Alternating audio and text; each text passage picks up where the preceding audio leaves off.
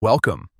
In this quick guide, I'll show you exactly how to find your blocked list on Facebook using a PC, especially with the latest interface update. If you've been trying to locate it and things look a little different than before, don't worry. Just follow along step by step. First, go ahead and open Facebook in your web browser. Make sure you're logged into your account so you can access all the settings properly.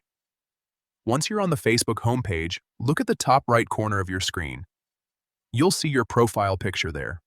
Click on it and a drop-down menu will appear with several options. From that menu, find and click on Settings and Privacy. This will expand into another small menu with more options available. Next, click on Settings. This will take you to your main account settings page, where you can control everything related to your Facebook profile. Now, on the left-hand side of the screen, you'll see a list of different settings categories. Scroll down until you find the option labeled Blocking. Click on it to open your blocking settings.